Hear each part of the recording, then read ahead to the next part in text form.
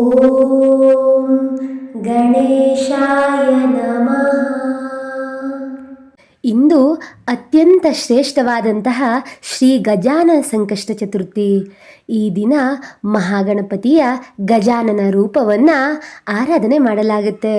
ಈ ದಿನ ಗಣಪತಿಯ ಪೂಜೆ, ಧ್ಯಾನ, ಉಪವಾಸ ಯಾವುದನ್ನು ಮಾಡೋದಕ್ಕೆ ಸಾಧ್ಯವಾಗದಿದ್ದರೂ ಈ ಅತ್ಯಂತ ದಿವ್ಯವಾದಂತಹ ವ್ರತಕಥೆಯನ್ನು ಕೇಳುವುದರಿಂದಲೇ ಎಲ್ಲ ಪುಣ್ಯಗಳು ಒದಗುತ್ತೆ. ಸಂಕಷ್ಟ ಚತುರ್ಥಿಯನ್ನು ಆಚರಿಸಿದಂತಹ ಸಂಪೂರ್ಣ ಫಲ ನಿಮ್ಮದಾಗತ್ತೆ. ಇಂತಹ ಅದ್ಭುತವಾದಂತಹ ಕಥೆಯನ್ನು ತಡ ಮಾಡದೆ ಶುರು ಮಾಡೋಣ. ಒಮ್ಮೆ ದೇವಲೋಕದಲ್ಲಿ ದೇವರ್ಷಿ ನಾರದರು ಶ್ರೀ ಗಣೇಶನ ದರ್ಶನಕ್ಕೆ ಕೈಲಾಸಕ್ಕೆ ಬರ್ತಾರಂತೆ. ಭಕ್ತರ ಸಂಕಷ್ಟಗಳನ್ನು ನೋಡಿ ಅವರ ಮನಸ್ಸಿನಲ್ಲಿ ಕರುಣೆ ಉಂಟಾಗುತ್ತೆ. ನಾರದರು ಕೈ ಮುಗಿದು ಕೇಳ್ತಾರಂತೆ, ಹೇ ವಿಘ್ನ ವಿನಾಶಕ ಗಜಾನನೇ, ಗಣನಾಯಕನೇ, ಕಲಿಯುಗದಲ್ಲಿ ಜನರು ಅನೇಕ ಕಷ್ಟಗಳನ್ನು ಅನುಭವಿಸ್ತಿದ್ದಾರೆ. ಅವರ ದುಃಖ, ಸಾಲಬಾಧೆ, ರೋಗ, ಸಂತಾನ ಸಂಕಟ ಮತ್ತು ಅನೇಕ ವಿಘ್ನಗಳು ದೂರವಾಗಲು ಸುಲಭವಾದಂತಹ ಯಾವುದಾದರೂ ವ್ರತ ಇದ್ದರೆ ಹೇಳು ಅಂತ ಕೇಳಿಕೊಳ್ತಾರಂತೆ. ಆಗ ಮಂದಹಾಸದಿಂದ ಗಜಾನನನು ನುಡಿತಾನಂತೆ, ನಾರದ, ನೀನು ಕೇಳಿದ ಪ್ರಶ್ನೆ ಲೋಕೋಪಕಾರಕ್ಕಾಗಿ ಭಕ್ತಿಯಿಂದ ಆಚರಿಸಿದಂತಹ ಸಂಕಷ್ಟ ಚತುರ್ಥಿ ವ್ರತವು ಎಲ್ಲ ಸಂಕಷ್ಟಗಳನ್ನು ನಿವಾರಣೆ ಮಾಡುತ್ತೆ. ಇದರ ಮಹಿಮೆಯ ಒಂದು ಕಥೆಯನ್ನು ಹೇಳ್ತೇನೆ ಅಂತ ಗಣೇಶನು ನಾರದ ಮಹರ್ಷಿಗಳಿಗೆ ಹೇಳ್ತಾರಂತೆ. ಬಹಳ ಹಿಂದೆ ಒಂದು ರಾಜ್ಯದಲ್ಲಿ ಧರ್ಮನಿಷ್ಠನಾದಂತಹ ಒಬ್ಬ ರಾಜನು ರಾಜ್ಯವನ್ನು ಆಳ್ತಾ ಇರ್ತಾನಂತೆ. ಆದರೆ ಕಾಲಚಕ್ರದಿಂದ ಶತ್ರುಗಳು ರಾಜ್ಯದ ಮೇಲೆ ಮೇಲಿಂದ ಮೇಲೆ ದಾಳಿಯನ್ನು ಮಾಡ್ತಾರೆ. ರಾಜನು ರಾಜ್ಯ, ಐಶ್ವರ್ಯ ಮತ್ತು ಗೌರವವನ್ನೆಲ್ಲ ಕಳೆದುಕೊಳ್ತಾನಂತೆ. ರಾಜ ಮತ್ತು ರಾಣಿ ಇಬ್ಬರು ಕಾಡಿಗೆ ತೆರಳ್ತಾರಂತೆ. ಒಂದು ದಿನ ರಾಣಿಯು ದುಃಖದಿಂದ ಹೇಳ್ತಾರಂತೆ, ಸ್ವಾಮಿ, ನಾವು ಯಾವ ಪಾಪವನ್ನು ಮಾಡಿದ್ದೇವೆ? ರಾಜ್ಯವನ್ನು ಕಳೆದುಕೊಂಡಿದ್ದೇವೆ, ಪ್ರಜೆಗಳು ನಮ್ಮಿಂದ ದೂರವಾದರು. ಈ ದುಃಖಕ್ಕೆ ಅಂತ್ಯನೇ ಇಲ್ವಾ ಸ್ವಾಮಿ ಅಂತ ರಾಣಿಯು ರಾಜನನ್ನು ಕೇಳಿದಾಗ ರಾಜನು ಉತ್ತರಿಸ್ತಾನಂತೆ, ದೇವರ ಇಚ್ಛೆ ಇಲ್ಲದೆ ಏನೂ ನಡೆಯೋದಿಲ್ಲ. ಧರ್ಮವನ್ನು ನಾವು ಯಾವತ್ತಿಗೂ ಬಿಡಬಾರದು. ದೇವರು ಖಂಡಿತವಾಗಿಯೂ ಒಂದಲ್ಲ ಒಂದು ದಾರಿಯನ್ನು ತೋರಿಸ್ತಾನೆ ಅಂತ ರಾಜನು ಹೇಳ್ತಾನಂತೆ. ಅದೇ ಸಮಯದಲ್ಲಿ ಅಲ್ಲಿಗೆ ಒಬ್ಬ ಮಹರ್ಷಿ ಬರ್ತಾರೆ. ರಾಜ ದಂಪತಿಗಳು ಅವರನ್ನು ಗೌರವದಿಂದ ಸ್ವಾಗತಿಸಿ ಸೇವೆಯನ್ನು ಮಾಡ್ತಾರೆ. ಮಹರ್ಷಿಯವರು ಅವರಿಗೆ ಹೇಳ್ತಾರಂತೆ, ರಾಜನೇ, ನಿನ್ನ ಮುಖದಲ್ಲಿ ಯಾಕೋ ದುಃಖ ಕಾಣಿಸ್ತಾ ಇದೆ, ಅದಕ್ಕೆ ಏನಾದರೂ ಕಾರಣ ಇದ್ದರೆ ಹೇಳ್ಕೊ ಅಂತ ಹೇಳ್ತಾರಂತೆ. ಆಗ ರಾಜನು ತನ್ನ ಎಲ್ಲ ಸಂಕಷ್ಟಗಳನ್ನು ಅವರ ಮುಂದೆ ತೆರೆದಿಡ್ತಾನಂತೆ. ಆಗ ಮಹರ್ಷಿಗಳು ಹೇಳ್ತಾರಂತೆ, ರಾಜನೇ, ಎಲ್ಲ ವಿಘ್ನಗಳನ್ನು ನಿವಾರಿಸುವವನು ಶ್ರೀ ಗಣೇಶ ದೇವರು. ಕೃಷ್ಣ ಪಕ್ಷದ ಚತುರ್ಥಿಯಂದು ಉಪವಾಸವಿದ್ದು ಭಕ್ತಿಯಿಂದ ಗಣೇಶನ ಪೂಜೆಯನ್ನು ಮಾಡು. ದೂರ್ವೆ, ಕೆಂಪು ಹೂವು, ಮೋದಕಗಳನ್ನು ಸಮರ್ಪಣೆ ಮಾಡು. ಚಂದ್ರೋದಯದ ನಂತರ ಅರ್ಘ್ಯವನ್ನು ನೀಡಿ ವ್ರತವನ್ನು ಪೂರ್ಣಗೊಳಿಸು. ಈ ಸಂಕಷ್ಟ ಚತುರ್ಥಿಯ ವ್ರತವು ನಿನ್ನ ಸರ್ವ ಸಂಕಷ್ಟಗಳನ್ನು ದೂರ ಮಾಡುತ್ತೆ ಅಂತ ಹೇಳ್ತಾರಂತೆ. ಅದಕ್ಕೆ ರಾಜನು ಸಂತೋಷದಿಂದ ಹೇಳ್ತಾನಂತೆ, ಮಹರ್ಷಿಗಳೇ, ನಿಮ್ಮ ಮಾತಿನಂತೆ ಖಂಡಿತವಾಗಿಯೂ ಈ ವ್ರತವನ್ನು ನಾನು ಆಚರಿಸ್ತೇನೆ ಅಂತ ಹೇಳ್ತಾನಂತೆ. ಚತುರ್ಥಿಯ ದಿನ ರಾಜನು ಬೆಳಿಗ್ಗೆಯಿಂದ ಉಪವಾಸವಿದ್ದು ಸಂಜೆ ಗಣೇಶನ ವಿಗ್ರಹವನ್ನು ಪ್ರತಿಷ್ಠಾಪಿಸಿ ಭಕ್ತಿಯಿಂದ ಪೂಜೆಯನ್ನು ಮಾಡ್ತಾನಂತೆ. ಹಾಗೂ ಪ್ರಾರ್ಥಿಸ್ತಾನಂತೆ, ಹೇ ಗಜಾನನ, ನನ್ನ ಅಹಂಕಾರವನ್ನು ದೂರ ಮಾಡಿ ನನ್ನ ವಿಘ್ನಗಳನ್ನು ನಿವಾರಣೆ ಮಾಡು. ನನ್ನನ್ನು ಧರ್ಮ ಮಾರ್ಗದಲ್ಲಿ ನಡೆಯುವಂತೆ ನೀನೇ ನೋಡ್ಕೋ ಅಂತ ಹೇಳ್ತಾನಂತೆ. ರಾಣಿಯು ಕೂಡ ಭಕ್ತಿಯಿಂದ ಆರತಿಯನ್ನು ಮಾಡಿ ಮೋದಕಗಳನ್ನು ನೈವೇದ್ಯವಾಗಿ ಅರ್ಪಿಸ್ತಾಳಂತೆ. ಚಂದ್ರೋದಯವಾದ ನಂತರ ಇಬ್ಬರೂ ಕೂಡ ಚಂದ್ರನಿಗೆ ಅರ್ಘ್ಯವನ್ನು ನೀಡಿ ಗಜಾನನ ರೂಪದ ಸ್ಮರಣೆಯನ್ನು ಮಾಡಿ ಉಪವಾಸವನ್ನು ಮುಗಿಸ್ತಾರಂತೆ. ಅದಾದ ಕೆಲವೇ ದಿನಗಳಲ್ಲಿ ಆಶ್ಚರ್ಯಕರ ಬದಲಾವಣೆಗಳು ಅವರ ಜೀವನದಲ್ಲಿ ಸಂಭವಿಸ್ತವಂತೆ. ಶತ್ರುಗಳ ಬಲವು ಕ್ಷೀಣಿಸುತ್ತೆ. ರಾಜನ ಹಳೆಯ ಮಿತ್ರರು ಮತ್ತೆ ಅವನಿಗೆ ಬೆಂಬಲವನ್ನು ನೀಡಿ ಯುದ್ಧದಲ್ಲಿ ಜಯವನ್ನು ಸಾಧಿಸಿ ತನ್ನ ರಾಜ್ಯವನ್ನು ಆ ರಾಜನು ಮರಳಿ ಪಡಿತಾನಂತೆ. ರಾಜ ಸಂತೋಷದಿಂದ ಹೇಳ್ತಾನಂತೆ, ಇದು ನನ್ನ ಬಲದಿಂದಲ್ಲ, ಶ್ರೀ ಗಣೇಶನ ಗಜಾನನನ